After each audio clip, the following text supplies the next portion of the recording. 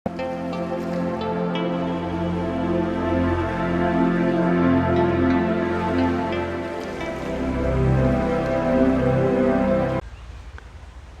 शांति। हम हैं पूर्व जन्म की कहानियों के कथावाचक और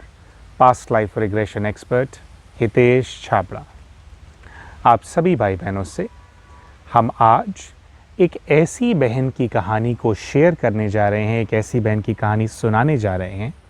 जो कि पूरी तरह से स्वतंत्र होने के बावजूद भी एक कैदी का, एक बंदी का जीवन जीने के लिए मजबूर थी। जब इस बहन ने हमारे को PLR करने के लिए अप्रोच किया और हमें बताया कि मेरी स्थिति कुछ ऐसी है कि मैं एक विवाहित स्त्री हूँ और मैं एक बहुत ही अच्छे घर के अंदर विवाहित हूँ, पर मेरे पति का कुछ ऐसा नेचर है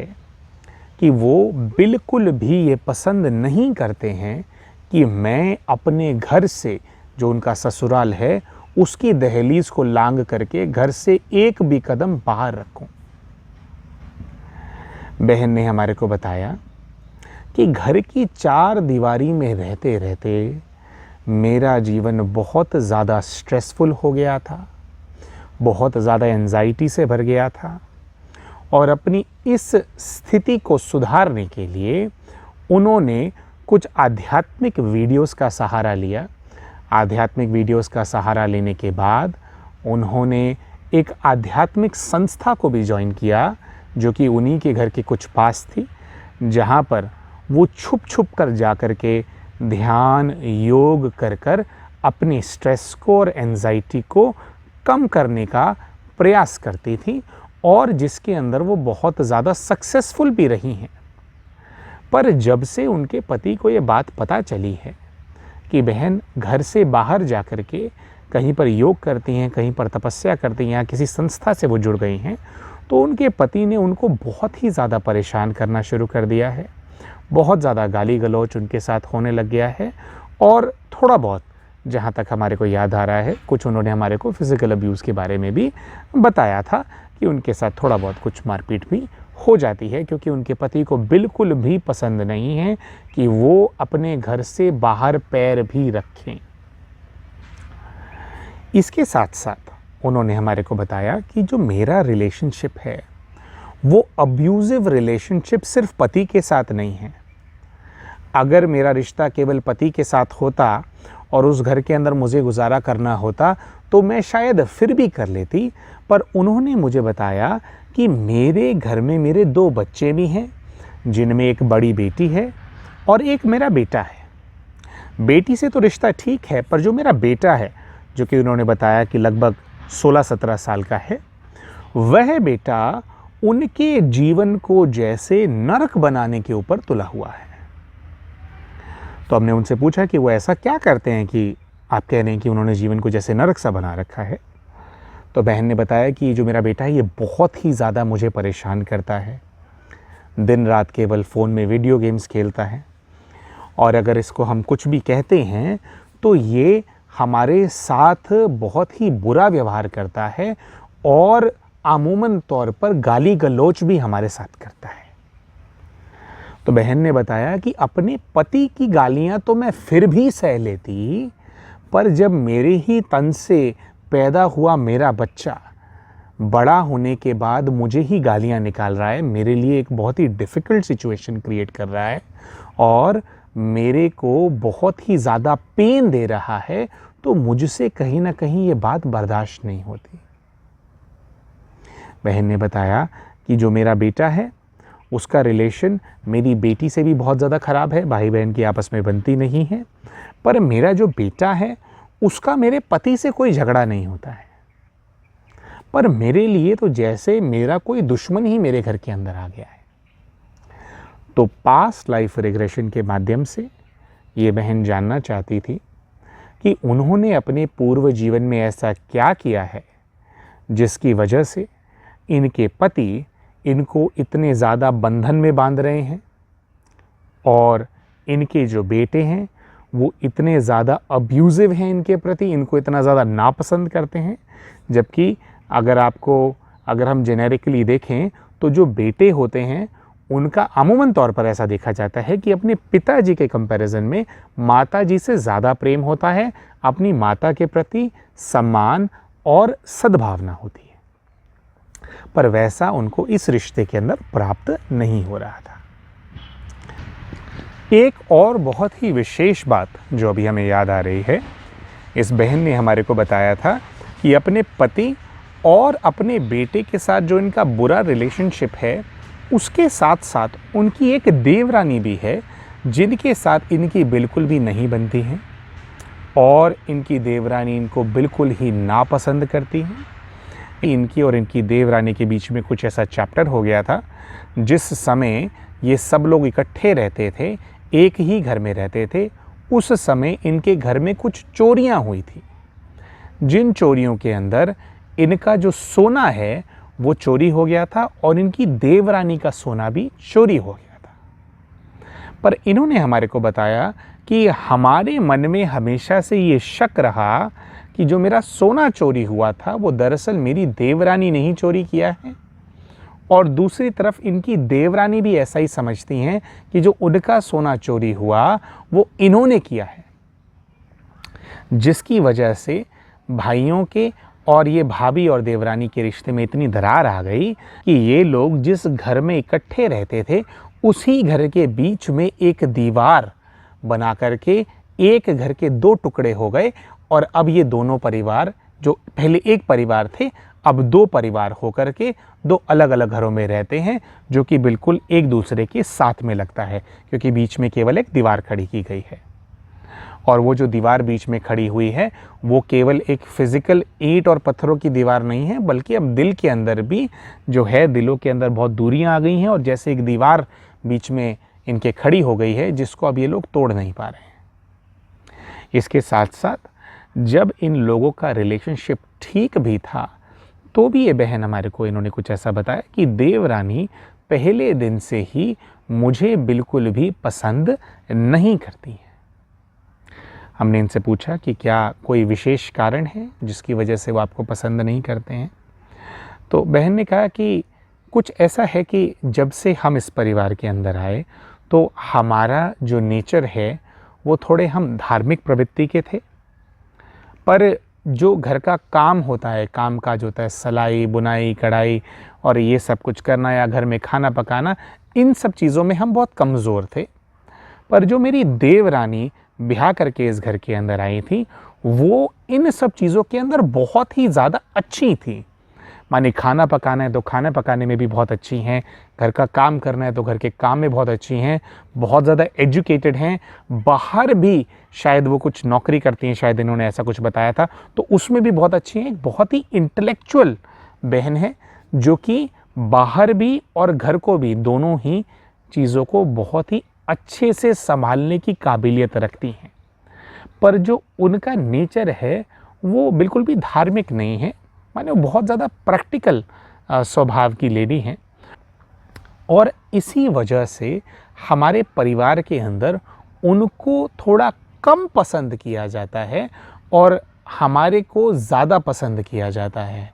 तो मेरी देवरानी को हमेशा से ये लगता रहा कि वो इतनी ज़्यादा टैलेंटेड हैं, उसके बावजूद भी उनको वो स्थान नहीं मिला जो स्थान मुझे मिला, जबकि मैं एक ऐसी लेडी हूँ, एक ऐसी औरत हूँ जिसको इतना कुछ करना भी नहीं आता।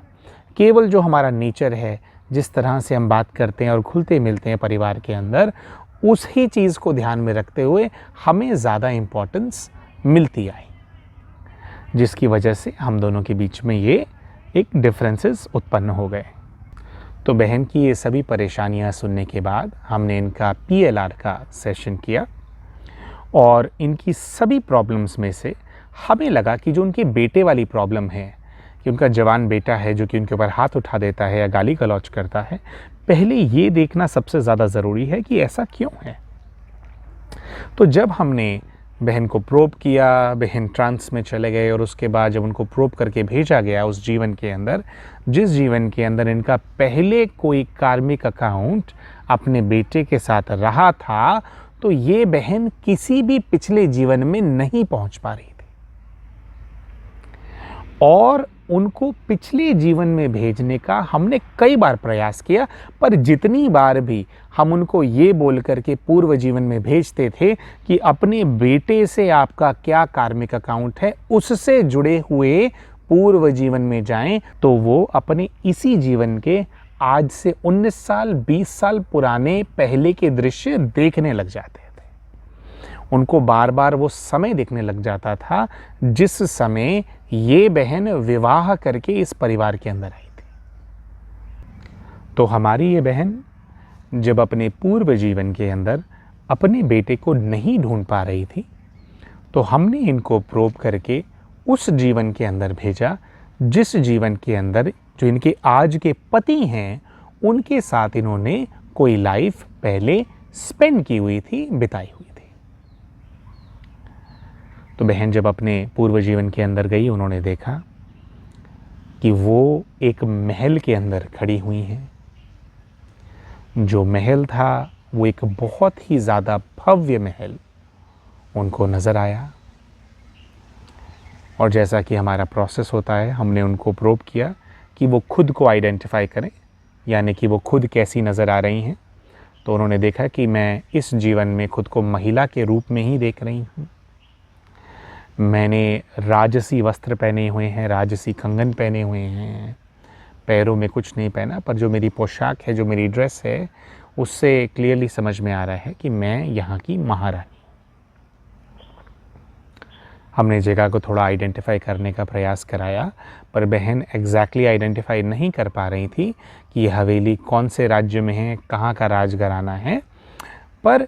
अपने महल की दीवारों को देखते समय उनको एक चित्र वहाँ पर नज़र आया, और वह चित्र उस जीवन में जो महाराज थे उस महल के, उस महाराज का अपने पूर्वजों के साथ एक चित्र था, जिसको देख करके उन्होंने आइडेंटिफाई कर लिया कि हाँ, ये यहाँ के महाराज हैं और मैं इनसे विवाहित हूँ और ये हम दोनों का ही राजमहल है। हमने बहन से पूछा कि ठीक है, आप देखिए और आइडेंटिफाई कीजिए कि आसपास यहाँ पर अगर आप महारानी हैं तो नौकर चाकर होंगे, तो आप देखिए अगर आप किसी को बुला सकते हैं तो जैसा कि प्रोसेस होता है, उन्होंने फ़ील किया कि वो आवाज़ लगा रही हैं, वो किसी नौकर को बुला रही हैं। तो उन्होंने देखा कि कुछ नौकर जो हैं वो बिल्कुल उनके सामने आकर के खड़े हो गए हैं। तो जब इस बहन ने उन नौकरों से महाराज के बारे में पूछा कि महाराज कहाँ हैं, तो उन्होंने बताया कि जो महाराज हैं वो अपने कक्ष में हैं और वो ज़्यादातर अपने कक्ष में ही रहते हैं और वो कक्ष से जो है बाहर नहीं आते हैं। तो इनको अपने मन के अंदर एक चिंता का भाव जैसे उत्पन्न होना इनके साथ शुरू हुआ। और जैसे ही हमने इनको प्रोब किया कि ठीक है, आप ऐसा कीजिए, आप जाइए और जाकर के अपने महाराज से आप मिलिए और देखिए कि ऐसा क्या है, वो क्यों चिंतित हैं। तो जैसे कि हमारा प्रोब करने का प्रोसेस होता है, थोड़ा सा प्रोब करने के बाद ये जो बहन है महाराज के कक्ष में पहुंच जाती हैं। महाराज के कक्ष में पहुंचने के बाद ये ऐसा देखती हैं कि जो इनका बिस्तर है महाराज का, महाराज उस पर बैठकर बहुत ही ज़्यादा उदास नज़र आ रहे हैं। वो उस पर बैठे हुए हैं, बहुत ज़्यादा उदास हैं और उनके चेहरे से कुछ ऐसा व्यतीत हो रहा था कि जैसे वो बहुत ही देर से रो भी रहे थे। बहन ने हमको कहा कि महाराज को इस अवस्था में देख करके हमें बिल्कुल भी अच्छा नहीं लग रहा है। मैं ऐसा करती हूँ कि मैं जाती हूँ और इनसे बात करती हूँ, पूछती हूँ कि आप क्यों दुखी हैं। हो सकता है कि अगर ये मुझसे बात करेंगे तो इनका मन कुछ हल्का हो जाएगा। तो हमने कहा कि ठीक है बहन, तो बहुत ही अच्छी चीज़ है, आप जाएं और उनसे बात करें। तो बहन महाराज के बिल्कुल सामने चली जाती हैं और उनको कहती हैं कि आप मुझसे बात कीजिए, मुझे बताइए कि आपको क्या समस्या है, आप महाराज इतने दुखी क्यों हैं। तो पहली बारी में जब इस बहन ने महाराज को पुकारा तो कुछ ऐसा हुआ कि महाराज ने उनको किसी भी प्रकार का कोई रिस्पॉन्स नहीं दिया। हम थोड़ा हैरान थे क्योंकि अमूमन ऐसा नहीं होता है, क्योंकि आप उस दृश्य के अंदर हो जिसके अंदर एक व्यक्ति बिल्कुल आपके सामने है, भले ही आपको उनकी कभी कभी ऐसा होता है कि बात सुनाई न भी दे, पर फिर भी वो आपको कुछ रिस्पॉन्ड ज़रूर करते हैं। तो हमने कहा कि हो सकता है कि जो महाराज हैं किसी वजह से, क्योंकि वो राजा हैं तो हो सकता है कोई कार्यभार की कोई समस्या आ गई हो सकता है कोई अटैक करने वाला हो आपके राज्य के ऊपर, कुछ भी प्रॉब्लम हो सकती है, कोई कर्ज आ गया हो, राजाओं के ऊपर भी कर्जे हो जाते हैं, तो ऐसा कुछ हो सकता है। तो आप ऐसा कीजिए, आप पूरी अपनी शक्ति लगा करके थोड़ा उनको झंझोड़ें, थोड़ा उनको बुलाएं कि आप मुझे बताइए कि क्या हुआ है। तो जैसे ही इन्होंने फील किया कि अपनी पूरी शक्ति लगा करके इन्होंने महाराज को आवाज़ लगाई, तो महाराज ने एकदम से इनके चेहरे की तरफ देखा और इनके चेहरे की तरफ देखते ही जो इनके महाराज थे उनके भाव बिल्कुल बदल गए, बिल्कुल चेंज हो गए। वही महाराज जो कि पहले चिंता में थे, रो रहे थे, दुखी थे, इनको देखते ही जैसे वो खौफजदा हो गए और महाराज ने इनको देखते ही कहा कि तुमको तो यहाँ पर नहीं होना चाहिए था, तुम यहाँ पर कैसे आ गए? बहन ने उनसे पूछा कि मैं यहाँ पर कैसे आ गई का क्या मतलब है? मैं आपकी महारानी हूँ, आपके कक्ष में आना मेरा अधिकार है, मैं चाहूँ तो यहाँ पर आ सकती हूँ, आप मुझसे मेरा ये अधिकार नहीं छीन सकते। तो उनके महाराज ने कहा कि नहीं, आप बात को समझ नहीं रही हैं, आपको यहाँ पर नहीं होना चाहिए। उन्होंने कहा कि आप हमें समझाइए कि हमें यहाँ पर क्यों नहीं होना चाहिए। महाराज ने इनको बताया कि आपको यहाँ पर नहीं होना चाहिए, ये बात हम आपसे इसीलिए कह रहे हैं क्योंकि आपकी मृत्यु हुए हुए को तो 3 वर्ष पहले ही हो चुके हैं। आपकी मृत्यु हो जाने के बावजूद भी, इतने वर्ष हो जाने के बावजूद भी, आज भी आप इसी महल के अंदर घूम रही हैं। और जब इस बहन ने ध्यान से देखा तो इनको नजर आया कि इनके महाराज इन्हीं की एक तस्वीर को अपने सीने से लगा करके बैठे हुए थे और इन्हीं को याद करके उदास हो रहे थे, इन्हीं को याद कर करके रो रहे थे। महाराज ने इनसे कहा कि आप यहाँ पर आए हैं, आपको देख करके हम बता नहीं सकते कि हम कितने ज़्यादा खुश हैं, पर आपका शरीर बहुत समय पहले ही छूट गया था। हम आपको बहुत ज़्यादा याद करते हैं, आपके साथ बिताए हुए एक एक पल के बारे में बार बार सोचते हैं, उसका स्मरण करते हैं और आपको आज यहाँ देख करके भी हमें कितनी खुशी हो रही है, हम आपको बता नहीं सकते हैं। हम आपको कब से याद कर रहे हैं और आज आप हमारे को नज़र आए। हमने इस बहन से प्रोब किया, हमने उनको कहा कि आप महाराज को कहिए कि आप मृत कैसे हो सकते हैं। महाराज आपको देख पा रहे हैं, महाराज आपसे बात कर पा रहे हैं, आप मृत कैसे हो सकते हैं, आप जीवित हैं। तो यही बात बहन ने महाराज से कही। तो महाराज ने उनको बताया कि हाँ, हम आपको देख पा रहे हैं, हम आपसे बात कर पा रहे हैं, आपको महल के अंदर काम करने वाले और लोग भी देख पाते हैं, आप जगह जगह पे उनको खड़े हुए नज़र आते हैं। जहाँ पर जिस बाग में, जिस बगीचे के अंदर आप समय बिताया करते थे, वहाँ पर भी आप लोगों को बार बार नज़र आते हैं, पर आपका शरीर जा चुका है, आपको अभी तक मुक्ति नहीं मिली है, आप आज भी इस महल के साथ बने हुए हैं, पर आप मेरा विश्वास करें, आप अपने प्राणों को कई वर्षों पहले त्याग चुके हैं। जैसे ही महाराज ने इनसे बात कही तो ये बहुत अचंभित हो गई थी, क्योंकि अपना देह त्याग हो जाने के बावजूद भी जैसे इनकी ये स्मृति खो गई थी और ये उस महल के अंदर, उस हवेली के अंदर भ्रमण करती रहती थी। जब इनको ये वाली बात थोड़ी समझ में आने लगी तो हमने इस बहन को प्रोब किया और हमने इनको वापस उस सीन में भेजने का प्रयास किया जिस सीन के अंदर इनकी मृत्यु हुई थी। और आप सभी भाई बहनों से हम ये बात शेयर करना चाहते हैं कि अमूमन तौर पे ऐसा होता है कि किसी भी PLR सेशन के अंदर पहले आप पहले का जीवन देखते हैं और उसके बाद धीरे धीरे करके आगे बढ़ते हैं, अपनी मृत्यु भी देखते हैं, क्या जीवन में इवेंट्स हुए वो सब कुछ आप देखते हैं। पर इस बहन के केस के अंदर पहले उनको अंत का दृश्य दिखाई दिया और उसके बाद धीरे धीरे करके रिवर्स जा कर के इन्होंने अपना बाकी का जीवन कैसा व्यतीत किया था वो इनको नजर आया। तो पहले ये अपने मृत्यु के दृश्य के अंदर गई और अपने मृत्यु के सीन के अंदर इन्होंने कुछ ऐसा देखा कि जैसे इनको लेबर पेन था और जिस समय इनका बच्चा होने वाला था उस समय जो इनको दर्द हो रहा था ये उसको बर्दाश्त नहीं कर पा रहे थे। शायद इनकी जो प्रेगनेंसी थी उसके अंदर कुछ कॉम्प्लिकेशन थी, इनका बहुत ज़्यादा खून बहा था उस दिन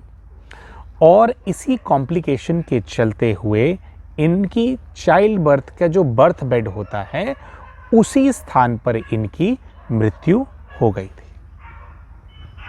हमने इन बहन से पूछा कि आप देखें कि आपकी तो मृत्यु हो गई थी पर क्या कोई पुत्र या कोई पुत्री ने जन्म लिया आपके द्वारा? तो इन्होंने हमारे को बताया कि नहीं, जो भी बच्चा मेरे पेट में था मैं और मेरे गर्भ में पलने वाले बेटे की या बेटी की भी मृत्यु साथ में ही हो गई थी। तो एक बहुत ही दुखदाई सीन इस बहन ने देखा और फिर इनको कुछ स्मृति भी आ गई कि हाँ, यहाँ मेरी मृत्यु हुई थी और मृत्यु होने के बाद जो है मैंने इस हवेली के अंदर भ्रमण करना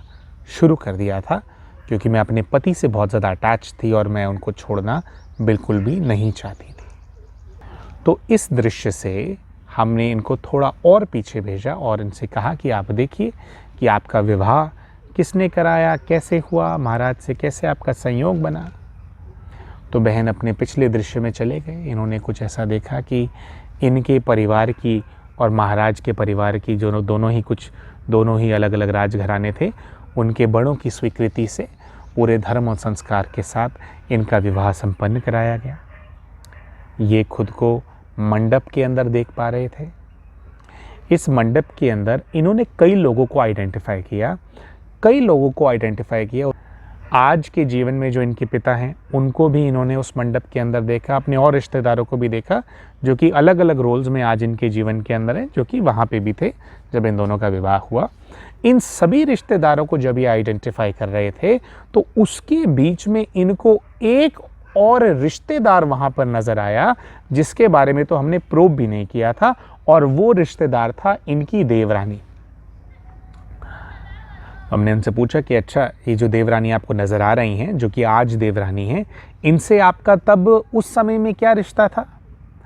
तो इन्होंने बताया कि नहीं, इनका मेरा इनसे कोई रिश्ता नहीं है। जो मेरे पति हैं, जो मेरे महाराज हैं उस जीवन के, ये उनकी तरफ से इनको इनवाइट किया गया है, ये उनकी रिश्तेदार है शायद को। हमने कहा ठीक है, तो आप देखिए कि क्या आपने कुछ ऐसा किया है जिसकी वजह से उस आत्मा का कुछ अहित हो गया हो, कुछ उनको अच्छा नहीं लगा हो, शायद आपने कुछ बुरा कर दिया हो। तो बहन ने देखा और हमारे को बताया कि मैंने तो इस बहन का कुछ भी अहित या बुरा नहीं किया है, पर ये मुझे बिल्कुल भी पसंद नहीं करती है। और अभी मुझे याद आ रहा है कि जो मेरे महाराज हैं, जो मेरे पति हैं उस जीवन के, ये उनकी कोई रिश्तेदार नहीं है, बल्कि उन्हीं के पास के किसी राजघराने से आमंत्रित एक राजकुमारी है जो कि उनकी मित्र है। और थोड़ा अपने जीवन में आगे जाने के बाद इनको ये समझ में आ गया था कि यह जो राजकुमारी है, ये दरअसल मेरे पति को, जो महाराज हैं, उनको पसंद करती है और मेरे स्थान पर ये लड़की, ये जो राजकुमारी जो किसी और राजघराने की है, ये मेरे पति से विवाह करना चाहती थी। पर क्योंकि मेरे पति के माता पिता, उनके जो घर के लोग हैं और मेरे माता पिता जो हैं, वो आपस में बहुत ही घनिष्ठ मित्रता थी उन लोगों की, वो बहुत क्लोज थे एक दूसरे के, इसीलिए मेरे पति का विवाह मुझसे करा दिया गया। हमने इनसे पूछा कि तो मतलब ऐसा शायद कुछ हुआ हो कि इन्होंने आपके पति को प्रपोज़ किया हो या बताया हो अपने दिल की बात, तो आपके पति ने कुछ मना कर दिया, उनको ऐसा कुछ चैप्टर है? तो इन्होंने बोला नहीं, ऐसी कोई भी बात नहीं है, ये औरतों की बात है। मैं इस औरत का मन पढ़ सकती हूँ और उस मन को पढ़ करके जो मेरी जजमेंट है वो ये है कि यह लड़की मेरे जो पति की मित्र है, मेरे पति को पसंद करती है और मेरा अपने पति से जो विवाह हो रहा है ये इसको बिल्कुल भी बर्दाश्त नहीं है, ये मुझे नापसंद करती है। थोड़ा अपने जीवन में आगे जाने के बाद इनको यह बात समझ में आई कि जब इनका बच्चा उस जीवन में होने वाला था, इनका विवाह होने के बाद 1 या 2 वर्षों के बाद जब इनका बच्चा होने वाला था, तो उस समय पर भी इस लड़की ने ही षड्यंत्र करके इनको डिलीवरी वाले दिन, जिस दिन इनकी डिलीवरी होने वाली थी, इनको कोई विषाक्त पदार्थ पिला दिया था दवा के नाम पे। तो हमने इनको बोला कि देखिए आप तो लेबर पेन के अंदर हैं, तो आपको कैसे पता लगा कि इन्होंने आपको जहर पिलाया है? तो इन्होंने बोला कि ये उस कमरे में थी जिस कमरे के अंदर जो है मेरा वो प्रोसेस चल रहा था, जिसके अंदर मैं अपने बच्चे को जन्म देने वाली थी। तो जैसे ही इसने अपने हाथ से कोई जड़ी बूटी, कोई घोल मुझे पिलाया, वैसे ही मेरे को बहुत ज़्यादा ब्लीडिंग शुरू हो गई थी और पूरे ही शरीर के अंदर मेरा दर्द मेरे को शुरू हो गया था और जैसे मेरी सांसें उखड़ने लग गई थी। तो उसी से मेरे को समझ में आ गया कि यही वो लड़की है जिसने मुझे उस जीवन के अंदर जहर दिया था और मेरी उसके बाद मृत्यु हो गई थी।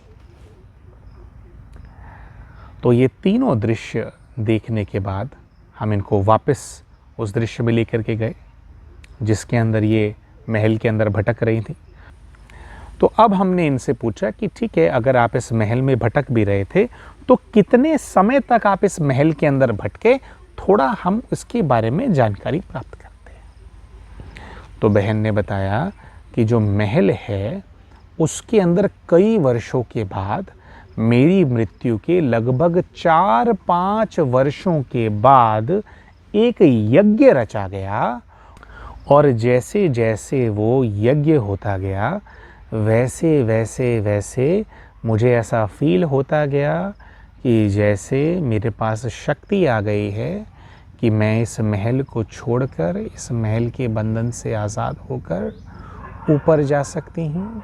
और धीरे धीरे धीरे धीरे मेरी स्मृति चली गई और मुझे चारों ओर प्रकाश नजर आने लगा। मुझे खुद को भी मैं प्रकाश के स्वरूप में देखने लग गई। एक और बात जो कि शायद हम बताना भूल गए हैं वो ये है कि जो इनके उस जन्म के अंदर महाराज और पति थे, ये उनको भी आइडेंटिफाई कर पाई थी। उस जीवन के जो महाराज थे वो वही व्यक्ति हैं जो आज के जीवन में इनके पति हैं। हमने इन बहन को थोड़ा प्रोब किया और उनको कहा कि ठीक है, आप देखिए कि जैसे आपका वो शरीर छूटा तो उसके बाद अगला कौन सा आपने जन्म लिया है, उसका अगला जन्म क्या है। तो जैसे ही हमने उनको अगले जन्म के बारे में प्रोब करना स्टार्ट किया, उनको वापस नज़र आने लगा कि उनको यही वाला जो इनका जीवन है, इनको अपना बचपन नज़र आने लगा कि मेरा बचपन, इनको अपने बचपन का घर नज़र आने लगा, इनको अपना माँ बाप नज़र आने लगे। इनको बचपन में खुद को इन्होंने 6, 7, 8 वर्ष की इन्होंने खुद को देखा। तो जिस बात से ये बात एस्टैब्लिश हो गई थी कि इनके इस जीवन से जो इमीडिएट जो पिछला जीवन था, उस जीवन के अंदर ही इनके जो अभी के पति हैं, इनके उस जीवन के अंदर भी पति थे। ये उस जीवन के अंदर एक राजघराने के अंदर, एक महल के अंदर महारानी थी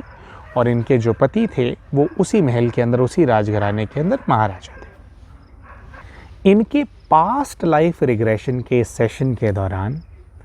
इतने ज़्यादा विस्तृत दृश्य और जीवन देखने के बावजूद भी हमारे को कुछ ऐसी फीलिंग आ रही थी, हमारे को ऐसा लग रहा था कि लूप जो है वो फिर भी क्लोज नहीं हुआ है। यानी कि इन्होंने दृश्य तो देख लिए हैं पर जो इनके सवाल हैं उनके जवाब अभी भी नहीं मिले हैं। आप सभी से हम ये बात शेयर करना चाहते हैं कि पास्ट लाइफ रिग्रेशन करने के लिए जो भी भाई या बहन ये रिग्रेशन का सेशन कर रहे होते हैं, पहले उनको एक ऐसी जगह पर भेजा जाता है जहाँ पर जाकर के वो अपने स्पिरिचुअल गाइड से मिलते हैं और उनके स्पिरिचुअल गाइड ही उनको अनुमति दे करके उनको उनके पूर्व जीवन के अंदर दृश्य देखने के लिए भेजते हैं। तो क्योंकि इनके प्रश्नों के उत्तर प्रॉपरली नहीं मिले थे, तो हमारे को संकल्प आया कि हमारे को इनको वापस वहाँ भेजना चाहिए जहाँ पर ये अपने स्पिरिचुअल गाइड से, यानी उस दिव्य, उस पुण्यात्मा से मिले थे जिनकी रिस्पॉन्सिबिलिटी है इनको गाइड करना, इनकी रक्षा करना। तो बहन ने उनको अपने सामने देखा,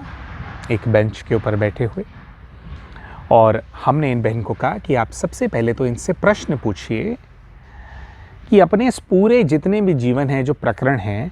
इसके अंदर आप अपने पति को और देवरानी को तो देख पाए, पर उस बेटे का क्या, जो बेटा आपको इस जीवन के अंदर इतना ज़्यादा दुख दे रहा है, उस बेटे का क्या? उस बेटे के साथ तो आप अपना पूर्व कोई भी जीवन देख ही नहीं पा रहे हैं, आपने उसका भी तो कुछ किया होगा। तो जो इनके स्पिरिचुअल गाइड है, उन्होंने इनको जवाब दिया कि बच्चे, ये जो आत्मा आपके जीवन में आई है, जो आपका बेटा है, ये आपके किसी पूर्व जीवन का विकर्म नहीं है, बल्कि उनका आपके साथ ऐसा करना आपके इस ही जीवन में किए हुए एक बहुत बड़े विकर्म का प्रतिफल है। तो बहन ने उनसे पूछा कि मैंने इस जीवन में ऐसा क्या कर दिया कि वो मुझे इतना परेशान करता है? तो स्पिरिचुअल गाइड ने फिर से उनको इसी जीवन का दृश्य दिखाना शुरू किया जिसके अंदर वो विवाह करके इस परिवार के अंदर आई थी। उन्होंने दृश्य के अंदर दिखाया कि उनकी जो सासू माँ हैं, वो उनको थोड़ा परेशान करती होती थी,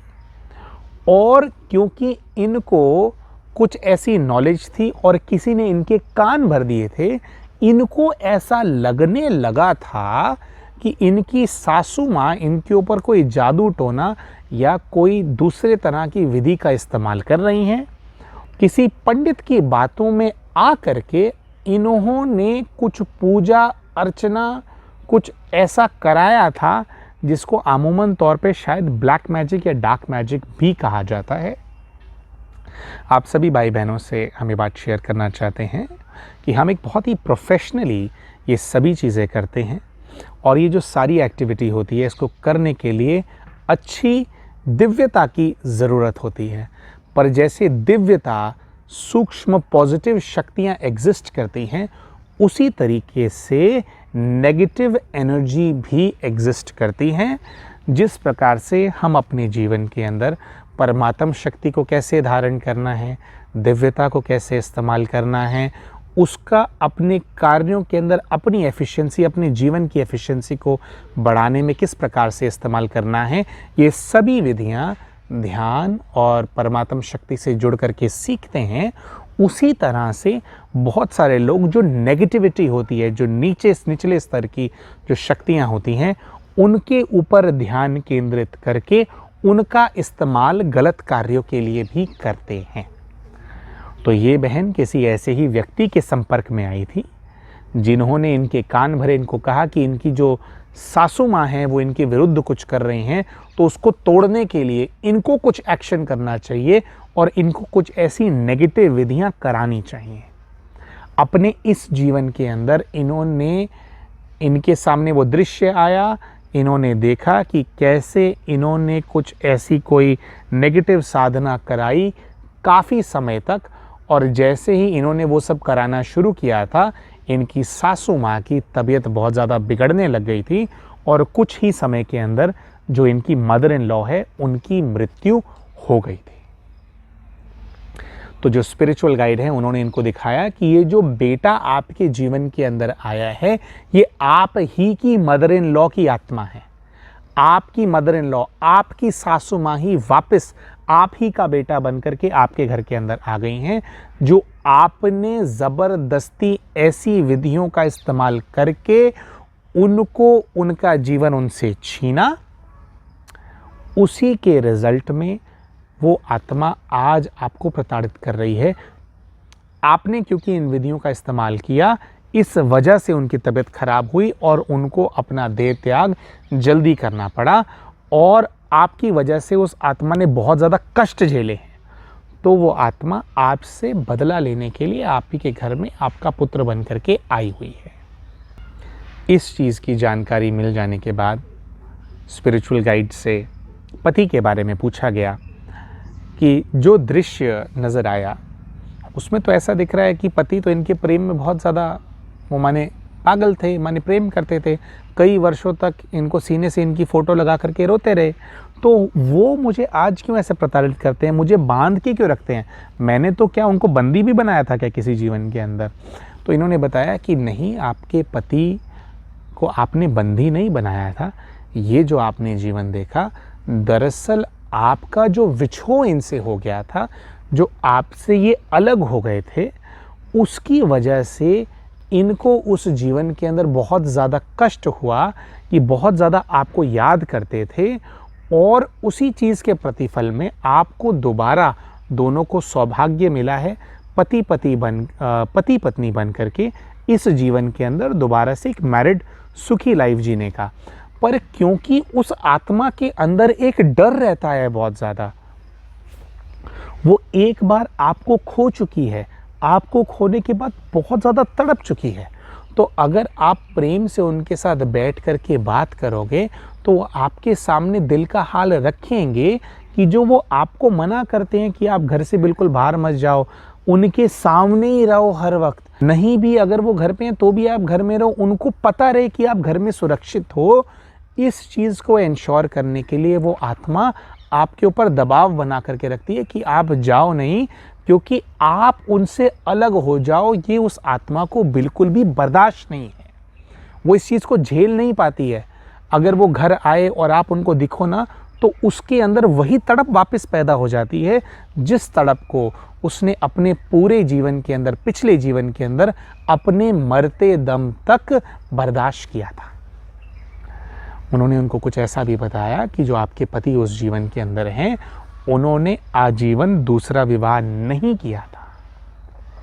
जिसकी वजह से आज जो उनकी देवरानी है, जो कि उस जीवन के अंदर उनको पसंद करती थी, वो भी बहुत परेशान रही थी। हालांकि उन्होंने आपके प्राण लिए थे, बट एक वो जो कंसिस्टेंटली नफ़रत का भाव है उनके मन के अंदर, वो हमेशा आपके लिए रहा, आपके जाने के बाद भी रहा, क्योंकि आपके पति आपके जाने के बाद भी आपको ही याद करते थे। तो कहीं ना कहीं ये पूर्व जो भाव हैं, ये दोनों आत्माएं, ये सभी आत्माएं लेकर के आ रही हैं। आपको थोड़ा और तप करने की ज़रूरत है, अपने मन से उनके भाव को स्वीकार करने की ज़रूरत है, उनके साथ बैठ के बात करने की ज़रूरत है। और जो आपके बेटे आपके जीवन के अंदर हैं, आपने जो अपनी सासू माँ को तकलीफ़ दी है, आपको बहुत ज़्यादा क्षमा योग करने की आवश्यकता है। आपको वो प्रताड़ित करना बंद कर देंगे अगर आप फोकस करके अपने बेटे के लिए तपस्या करेंगे, उनसे क्षमा मांगेंगे कि जो आपसे गलती हुई उसके लिए वो आपको क्षमा करें, उनको शक्ति का दान देंगे, शांति का दान देंगे, वो जो करते हैं उनको करने दें, पर आप अपनी तरफ से उनको पॉजिटिविटी भेजते रहें। तो धीरे धीरे धीरे धीरे आपका रिश्ता उनसे ठीक हो जाएगा और आपके जो पति हैं उनसे भी आपका रिश्ता बेटर हो जाएगा। उन्होंने ये भी समझाया कि आप अपने आसपास एक सुरक्षा का कवच हर वक्त बनाने का अभ्यास करें। देखें कि परमात्मा शिव से आपके अंदर शक्ति आ रही है और लाल रंग का कवच आपके चारों ओर हैं, आप सुरक्षित हैं। जैसे जैसे आपके पति को ये भासना आती जाएगी कि आप हर अवस्था के अंदर सुरक्षित रहते हैं, क्योंकि जब आप ये करेंगे, हालांकि उनको आपका कवच नज़र नहीं आएगा, बट ऑटोमेटिकली आपके ऑरा के अंदर वो एनर्जी आ जाएगी सुरक्षा की। तो जैसे जैसे आपके पति को ये भासना आती जाएगी कि हर परिस्थिति के अंदर आप सुरक्षित हो और आप उनके लिए लॉयल हो, उनको छोड़ करके कहीं नहीं जा रहे हो, वो आपको टोकना बिल्कुल बंद कर देंगे। उनका भाव आपके लिए केवल आपको सुरक्षित रखने का है, आपसे बहुत ज़्यादा प्रेम करते हैं, इसीलिए वो आपको रोकते हैं। तो ये सब होने के बाद हमने प्रोसेस को फॉलो किया, उनको वापस उनको जागृति दिलाई, बहन जाग गए और अपने जो उनके प्रश्न थे सभी प्रश्नों का उत्तर वो प्राप्त कर पाए। आशा करते हैं हमारा आज का ये वीडियो आपको बहुत पसंद आया होगा। पास्ट लाइफ रिग्रेशन से जुड़े हुए और योग साधना से जुड़े हुए अगर हमारे वीडियोस को आप रेगुलरली देखना चाहते हैं और हमारे इस चैनल पे जो हम और कंटेंट पोस्ट करते हैं, अगर आप वो कंटेंट देखना चाहते हैं, तो आप सभी से हमारा निवेदन है कि आप हमारे इस वीडियो को लाइक करें, हमारे चैनल को सब्सक्राइब करें और हमारे जो नोटिफिकेशन वाला बेल आइकन होता है हमारे चैनल पे, आप उसको प्रेस ज़रूर करें ताकि जब भी हम कोई वीडियो अपलोड करें उसका नोटिफिकेशन आपके पास आ जाए। और अगर आप हमसे पास्ट लाइफ रिग्रेशन कराना चाहते हैं तो आप सभी से हमारा निवेदन ये है कि हमारे इसी वीडियो के डिस्क्रिप्शन में जो व्हाट्सएप ग्रुप का हमने लिंक आपको दिया हुआ है, उस लिंक का इस्तेमाल करके आप हमारे व्हाट्सएप ग्रुप को ज्वाइन करें, जिसके अंदर हम रेगुलरली अपने सेशंस के बारे में अपडेट्स को पोस्ट करते रहते हैं। हमारा कौन सा ग्रुप सेशन कब होने वाला है उसके फ्लायर्स भी हम अपने व्हाट्सएप ग्रुप के अंदर शेयर करते रहते हैं। और उसके साथ साथ अगर आप इंडिविजुअली हमारे साथ पास्ट लाइफ रिग्रेशन का PLR का सेशन करना चाहते हैं तो आपसे निवेदन है कि हमारे इसी वीडियो के अंदर स्क्रीन के ऊपर फ्लैश जो नंबर बार बार हो रहा है, उस नंबर के ऊपर आप हमें व्हाट्सएप का मैसेज भेज सकते हैं कि आप इंडिविजुअल PLR सेशन कराना चाहते हैं